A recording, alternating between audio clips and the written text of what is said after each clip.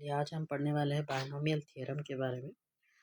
Binomial theorem ये chapter है maths 2A में, इंटरमीडिएट लेवल के लिए सेकेंड ईयर, जिसमें से आपको एक 2 मार्क का क्वेश्चन आएगा, एक 7 मार्क का और एक 7 मार्क। अभी आप यहाँ पर ये वीडियो में डिस्कस करेंगे कि बायनोमियल थ्योरम है क्या, इसके यूसेज क्या है और इसके रिलेटेड आपको कौन से 2 मार्क के क्वेश्चन आपके फाइनल एग्जाम में आएंगे। बायनोमियल थ्योरम है क्या? देखिए, बायनोमियल थ्योरम एक्चुअली एक्सपेंशन है x plus Y whole power n के लिए, और एक्सपेंशन के लिए फॉर्मूला है n C not x power n plus n C one x power n minus one y power one. ये फॉर्मूला है n C two x power n minus two y power two. ये so on formula होगा n C n y power n का। और ये formula अब use क्यों करना है? देखिए, नॉर्मली अगर अपन X plus Y whole square का अगर एक्सपेंशन करें तो ये A plus B whole square के फॉर्म में होता है, यानी A square plus 2ab plus B square, यानी X square plus 2xy plus Y square. अगर मैं वैसे ही अगर आपको मैं बोली कि X plus Y whole power 5 या X plus Y whole power 7, तो इसका जो एक्सपेंशन होगा, ये एक्सपेंशन आप कर सकते हैं by using this formula, by using binomial theorem formula. तो बायनोमियल थ्योरम में ऐसा नहीं कि आपका जो n का वैल्यू है वो सिर्फ इंटीजर है। आपको अभी आगे जब 7 मार्क के क्वेश्चंस में जाएंगे आप, तो रेशनल वैल्यू, रेशनल यानी p/q फॉर्म में भी आपके जो है पावर का वैल्यू रहेगा, वो अपन आगे पढ़ेंगे। अभी फ़िलहाल अपना जो पावर का वैल्यू है, अगर वो नंबर है तो उसको कैसे करना है। अब फॉर एग्जांपल मुझे x plus Y whole power 5 का एक्सपेंशन करना है, तो x plus Y whole power 5 क्या होगा एज पर द क्वेश्चन। देखो, फॉर्मूला लगाना का एक आसान तरीका मैं आपको बता देती हूँ। जब पावर 5 है तो स्टार्ट क्या करना है, 5c0, 5c1, फिर आएगा आपका 5c2, फिर आएगा आपका 5c3, फिर आएगा आपका 5c4। 5c4 मैं अपने नेक्स्ट लाइन में लिख देती हूँ, 5c4, फिर लास्ट आएगा 5c5, क्योंकि आपको स्टॉप करना है एन के पास। ठीक है, चलिए अब यहाँ पर आपको x और y है, तो आप क्या करना है, x है जो है उसका पावर 5 से यहाँ पर स्टार्ट करना है और उसके पावर को कम करते हुए जाना है। तो आप देख सकते हैं n है, n माइनस वन है, n माइनस टू है, तो 5 है, 5 माइनस वन यानी 4, फिर आपको आता है 5 माइनस टू यानी 3, यानी 5 4 3 2 1। अब आखिरी में देखेंगे आप x नहीं रहता है। अब y वाला वैल्यू यहाँ पर 5 से शुरू होता और यहाँ पर आपका कम होता रहता, y power 4, y power 3, y power 2, y power 1, और फर्स्ट टर्म में y नहीं रहता। टोटल जब पावर 5 आप कर रहे हैं तो टोटल आपके एक्सपेंशन में 6 टर्म्स आते हैं, और इस तरीके से आप अपना फॉर्मूला अप्लाई कर सकते हैं। अब यहाँ पर अपना जो 5c0 5c1 है, हमेशा 5c0 और 5c5 ये दोनों का वैल्यू 1 हो जाता है, क्योंकि आपके पास फॉर्मूला है NC0 और NCN 1 होता है। ठीक है, तो 5c0 और 5c1, तो ये मेरा 5c0 था, ये मेरा 5c5 था, दोनों का वैल्यू फिलहाल 1 है। ठीक है, अब यहाँ पर क्या है मालूम है, फर्स्ट वाला वैल्यू लास्ट वाला वैल्यू से इक्वल होता, सेकेंड वाला वैल्यू सेकेंड लास्ट वैल्यू से इक्वल होता, और थर्ड वाला वैल्यू थर्ड लास्ट वैल्यू से इक्वल होता है। इसमें क्या है, आपको वैल्यू निकालना है तो आप फर्स्ट से निकालिए और लास्ट से वही वैल्यू डाल लेते हुए जाइए। अब आपका 5c5 है, 5c1 है, और यहाँ पर 5c4 है। जो 5c1 एक्चुअली क्या है मालूम, NC1, 5c1 बोल तो NC1 का वैल्यू n हो जाए, तो वो कुछ भी होगा। अगर आपको 5c1 है 5, 6c1 है 6, 7c1 है 7, ऐसे। तो 5c1 का वैल्यू 5 है, तो 5c1 यहाँ पर था आपका, तो ये 5 सेकेंड वैल्यू, तो सेकेंड लास्ट वैल्यू भी आपका हो जाएगा 5। ठीक है, अब बचा 5c2। अब 5c2 का वैल्यू कैसे निकालना है, तो 5c2 का कैसे करना है, 5 को 2 नंबर पीछे लिख जाना, यानी 5 4 2 नंबर हो गए, और 2 को क्या करना, 1 तक लिख जाना, 2 1, 2 1 ज़ा 2 2 ज़ा 5 2 ज़ा 10। तो 5c2 10 है, तो अगर ये 5c2 का वैल्यू 10 है तो 5c3 का वैल्यू भी 10 हो जाएगा। तो इस तरीके से आप अपने वैल्यूज़ निकाल सकते। ये हो गया मेरा एक्सपेंशन। ठीक है, अब आपको क्वेश्चन कैसे कैसे आएंगे। अगर आपके पास यहाँ पर 2 मार्क्स के क्वेश्चन का अगर जिक्र करें, 2 मार्क्स में आपको क्या क्या आएगा। 2 मार्क्स में आएगा पहला एक्सपेंशन, जैसा अभी करें अपन। एग्जाम में आपको एक्सपेंशन आ सकता, एक्सपेंशन आने के चांसेस बहुत कम रहते। आपको उसके बाद आता number of terms. Number of terms का मतलब ये है कि अगर एक्सपेंशन हो जा रहा तो उसमें कितने टर्म्स आ रहे, तो उसके लिए एक्सपेंशन करने की ज़रूरत नहीं है, बगैर उसके भी कर सकते हैं। मैं आपको बता दूंगी आपको कैसे करना है। तीसरा आपको क्वेश्चन आ सकता है लार्जेस्ट बायनोमियल कोएफिशिएंट, यानी आपका जो कोएफिशिएंट है, जैसा अभी यहाँ पर देखें आप, तो ये जो है उसको कोएफिशिएंट बोलते हैं आप। यानी ये जो नंबर लाया अपन 1, 5, 10, इसको कोएफिशिएंट बोलते हैं। ठीक है, तो इसमें जो लार्जेस्ट कोएफिशिएंट है वो कैसे निकालना है, या फिर आप पूछ रहे कि पूरा एक्सपेंशन करने के बाद कौन सा जो कोएफिशिएंट है वो जो लार्जेस्ट है, तो उसके लिए भी आपको यहाँ पर फॉर्मूला मिलेगा। ठीक है, फिर उसके बाद आपके पास नेक्स्ट है लार्जेस्ट बायनोमियल कोएफिशिएंट के बाद मिडिल टर्म आएगा, और to find the middle term. फिर आपके पास क्या है, इंडिपेंडेंट टर्म। इंडिपेंडेंट टर्म यानी ऐसा टर्म जिसके साथ एक्स है ही नहीं, इंडिपेंडेंट ऑफ एक्स। फिर आपके पास और एक क्वेश्चन होगा न्यूमेरिकली ग्रेटेस्ट। तो ये थोड़े क्वेश्चंस है जो आपको पढ़ने हैं 2 मार्क के लिए, यानी इतने सारे चॉइसेस है, लेकिन एग्जाम में आने वाला है सिर्फ एक क्वेश्चन। ठीक है, तो खैर आपको तो पढ़ना है, क्योंकि 2 मार्क के लिए कोई चॉइस नहीं रहता, आपको डेफिनेटली 2 मार्क का क्वेश्चन अटेम्प्ट करना होता है। चलिए पहले शुरू करेंगे नंबर ऑफ टर्म से। तो आपका क्वेश्चन होगा find the number of term. ये आपको एग्जाम में आ सकता है, find the number of term, ये इंपॉर्टेंट क्वेश्चन है। पहला आपको मैं यहाँ लिखा दे रही हूँ 2x plus 3y plus z is equal to 7, sorry whole power 7। अब इसमें आप देख सकते हैं ब्रैकेट के अंदर 3 टर्म है और पावर में कोई नंबर है। अगर मैं इसको एक्सपैंड करना है तो मुझे एक फॉर्मूला है नंबर ऑफ टर्म्स के लिए, फॉर्मूला है n+1 इंटू n+2/2। ठीक है, तो n का वैल्यू यहाँ पर 7 है, यानी मेरे को पावर का नंबर देखना है। अंदर क्या है उससे कुछ भी रिलेट नहीं है मेरे को। अंदर अगर 3 टर्म हुआ तो ये फॉर्मूला होगा। अगर फॉर एग्जाम्पल अंदर सिर्फ 2 टर्म हुए, जैसा 3a/4 प्लस b/2 है समझिए, होल पावर 7। अब अंदर फिलहाल सिर्फ 2 ही टर्म है, तो ऊपर जो n का वैल्यू है वो n का वैल्यू से आप फॉर्मूला सिर्फ लिखेंगे n+1। तो अगर अंदर 2 ही टर्म है तो नंबर ऑफ टर्म्स के लिए फॉर्मूला होगा सिर्फ n+1। अगर अंदर 3 टर्म हुए तो नंबर ऑफ टर्म्स के लिए फॉर्मूला होगा n+1 इंटू n+2/2। ये चीज़ें आपको देखनी है। अगर आप 3 टर्म के लिए खाली n+1 लिख के प्रॉब्लम कर देंगे तो आपका आंसर गलत हो जाएगा। तो ये हो जाएगा 7+1 इंटू 7+2/2। तो 7+1 यानी 8, 7+2 यानी आपको हो जाएगा 9 डिवाइडेड बाई 2, 2 4 ज़ा 8, 4 9 ज़ा, यानी आपको ये एक्सपेंशन में टोटल 36 टर्म्स आ रहे हैं। तो यहाँ पर अपन एक्सपेंशन नहीं कर रहे, बस एक फार्मूला डाल रहे, और फार्मूले के ज़रिए से आपको ये मालूम हो जा रहा है कि एक्सपेंशन करने के बाद आपको कितने टर्म्स मिलेंगे।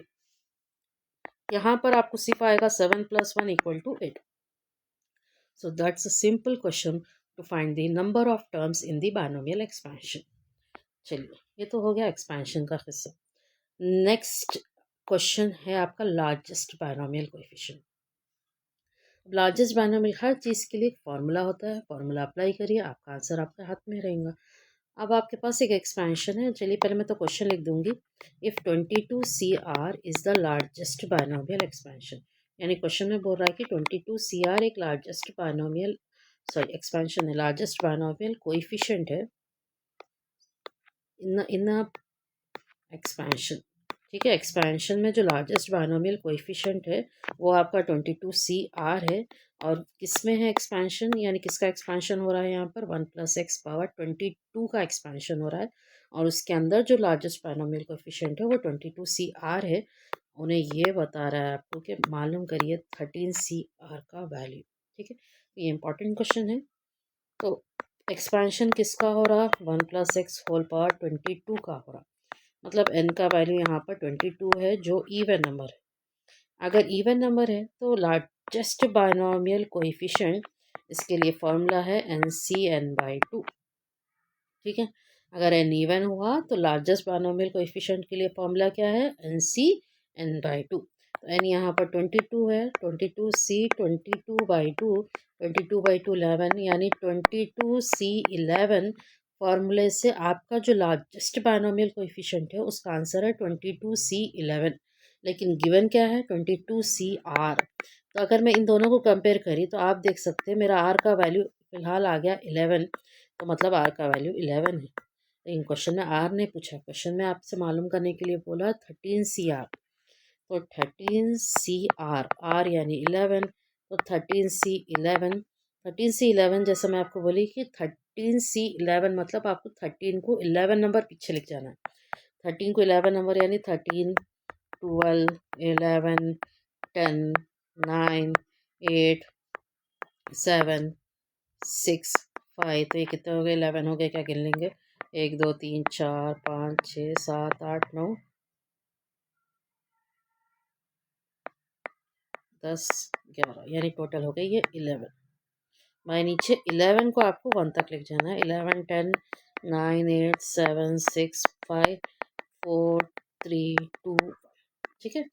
तो 13 को एग्जैक्टली 11 नंबर पीछे लिख जाना है और 11 जो है उसको 1 तक लिख जाना है। 11 से लेकर 3 तक आपका कैंसिल हो जाएगा, तो रह जाएगा आपका 13 × 12/2 × 1। 13 × 12 यानी 2 6 12 और 13 6 78। मतलब तुम्हारा जो 13 CR का आंसर था वो है 78। तो ये होगा लार्जेस्ट बायनोमियल कोएफिशिएंट के लिए क्वेश्चन। अब आपके पास और एक क्वेश्चन है, फाइंडिंग मिडिल टर्म, ठीक है। Finding middle term. अब मिडिल टर्म कैसे निकालना है, मैं आपको एक क्वेश्चन दे रही हूँ। यहाँ पर है आपको 3x/7 -27 पावर 10।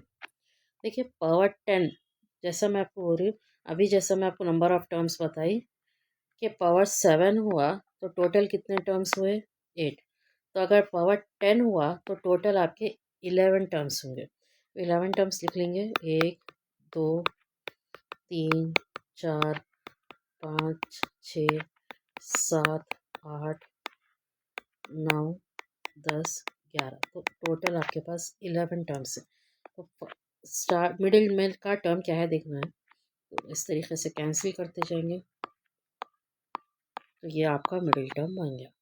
आप ऐसे भी सर्च कर सकते हैं।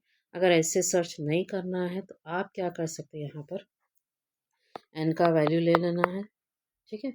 और मिडिल टर्म के लिए फॉर्मूला होगा, अगर n 10 है और वो इवन नंबर है तो मिडिल टर्म के लिए फॉर्मूला होगा Tn/2 + 1, ठीक है। तो Tn/2 + 1 बोलो तो T10/2 + 1, 2 5 are 10, तो 5 + 1 6। आप ऐसे भी सर्च कर सकते हैं, या फिर पावर 10 है तो टोटल 11 टर्म होंगे, तो बीच का टर्म क्या है वैसा भी सर्च कर सकते हैं, ठीक है। तो आप दो तरीके से सर्च कर सकते हैं।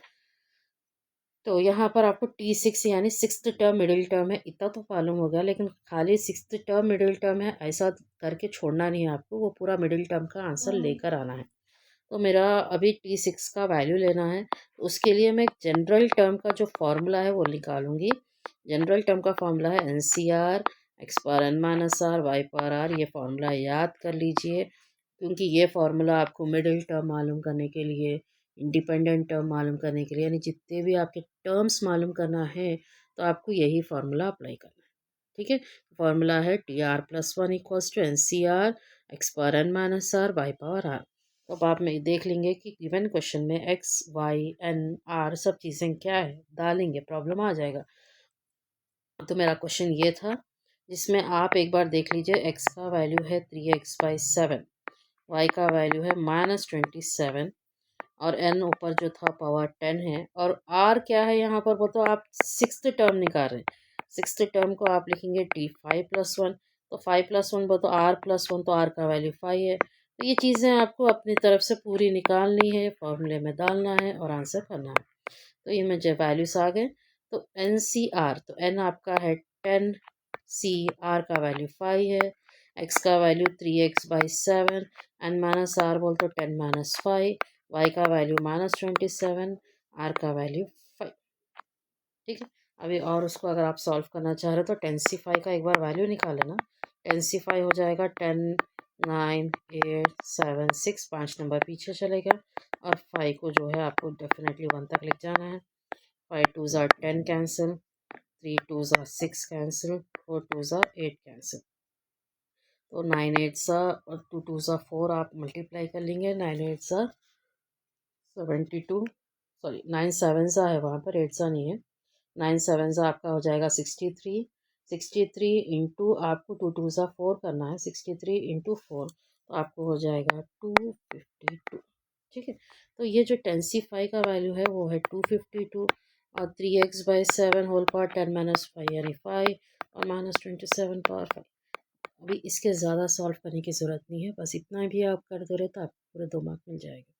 तो कैसा प्रोसीजर है देखिए, आपको एन देखना है और देख के करना है कि अगर एन 10 है तो टोटल 11 टर्म होंगे, तो 11 टर्म में से आपका मिडिल टर्म क्या है वो निकालना है और आपको वो जनरल टर्म में डालना है और आंसर निकालना है।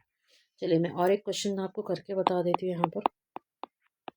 4a + 3b/2 whole power 11। पहले क्वेश्चन में और ये क्वेश्चन में डिफरेंस ये है कि पहले क्वेश्चन का जो पावर था वो इवन नंबर था, अभी जो क्वेश्चन है उसका पावर ऑड नंबर है। तो ऑड नंबर रहने से क्या हो जाएगा, यानी n का वैल्यू यहाँ पर 11 है, तो n = 11 एक ऑड नंबर है, तो ऑड नंबर बोलते मिडिल टर्म 2 आएंगे, एक नहीं आएगा, क्योंकि जब n 11 हुआ तो टोटल 12 टर्म्स होंगे यहाँ पर। तो आप ऐसे भी देख सकते हैं, मैं जैसा अभी बताई कि 3 4 5 6 7 8 9 10 11 और 12, तो यानी टोटल 12 टर्म होंगे क्योंकि पावर 11 है। तो इस तरीके से अगर आप कैंसिल करते गए तो आपको मालूम हो जाएगा कि आपको यहाँ पर टर्म्स कितने हैं। तो मिडिल टर्म 2 आ रहे हैं, 6th term and 7th term. तो ऐसे भी आप सर्च कर सकते हैं, या फिर आप ऐसे सर्च करेंगे Tn+1/2 एंड Tn+3/2। ठीक है, तो n+1/2 बोले तो ये क्या हो जाएगा, 11+1/2 यानी T12/2 यानी T6, तो ये 6वां टर्म हो गया। T11+3/2 यानी T14/2 यानी T7, ये 7th टर्म हो गया। तो या तो आप इस तरीके से करके करिए या तो फार्मूला लगा के करिए, लेकिन इतना है कि अगर आपके यहाँ पर 2 मिडिल टर्म आ रहे हैं तो आपको दोनों के लिए फार्मूला लगा के एक्सपेंड करना है, आप कोई एक करके नहीं छोड़ सकते। तो अब मैं यहाँ पर अगर 6th टर्म निकालना है तो 6th टर्म को लिखूंगी T5+1 और Tr+1 का तो फॉर्मूला मैं भी आपको ऊपर लिखा दी, NCR x⁻n - r y power r। इसको अच्छी तरीके से याद रख लीजिए फार्मूले को। तो n और n तो खैर r तो यहाँ पर 5 ही है, और n क्या है यहाँ पर क्वेश्चन में आप देख लीजिए ऊपर n क्या है, n आपका 11 है और x आपका 4a है और y आपका 3b/2 है। ठीक है, तो ये चीज़ें लेना है, डालना है। n आपका 11 है, r 5 है, x आपका 4a है, 11 - 5, y आपका 3b/2 है होल पावर 5। 11c5 एक बार सॉल्व कर लेंगे। 11c5 क्या है, 11 को आपको 5 नंबर पीछे लिख जाना है, 9 8 7 और 5 को 1 तक पहुंचाना है, 5 4 3 2 1, 5 2 10, 4 2 8, 3 3 9। तो यहाँ पर आपका जो मल्टीप्लिकेशन है वो आपको करना है, करके डाल देना है। तो यहाँ पर आपके पास क्या क्या है देखिए, 11 है, 3 है, 2 है और 7 है, यानी आपका आंसर आ रहा 462। That's a calculation part. चलिए, तो 11c5 का वैल्यू 462 है, 4a 11 - 5 यानी 6 और 3b/2 होल पावर 5। उसी तरीके से आपको 7th टर्म निकालना है, यानी जिसको आप लिखेंगे T6+1। इससे आसानी ये है मालूम है कि R का वैल्यू सिर्फ चेंज करना है आपको। R का वैल्यू इधर 5 डाले थे, इधर 6 डालेंगे, यानी 11c6, 4a पावर 11 - 6 और 3b/2 होल पावर 6। और एक चीज़ ये है कि 11c5 जो ऊपर लाए थे अपन 462 और 11c6 दोनों सेम है। इसलिए सेम है, एक्चुअली कोई नंबर दो सेम है मतलब 5 और 6 को ऐड करना, अगर 5 और 6 को ऐड करने पर 11 आ रहा तो मतलब ये दोनों वैल्यू सेम है। तो 11c5 का जो आंसर आ रहा मैं वही आंसर अभी यहाँ पर डाल दूंगी। तो 11c5 का आंसर 462 था और 4a power 5, 3b/2 whole power 6। तो ये हो गया आपकी 3 चीज़ें। तो यहाँ पर आपने पढ़ा है कि बायनोमियल एक्सपेंशन है क्या, उसको किस तरीके से फॉर्मूले से ओपन करना है, नंबर ऑफ टर्म्स कैसे निकालना है, लार्जेस्ट बायनोमियल कोएफिशिएंट का क्या मतलब है, और मिडिल टर्म कैसे निकालना है। मिडिल टर्म में भी आपने 2 चीज़ें सीखी है, एक है कि अगर पावर इवन नंबर हुआ तो एक मिडिल टर्म होगा, अगर पावर ऑड नंबर हुआ तो 2 मिडिल टर्म होंगे, और जितने मिडिल टर्म आपके पास करना है आपको सभी लेकर यहाँ पर प्रॉब्लम में करना पड़ेगा। 2 आने पर 2 मालूम करना है।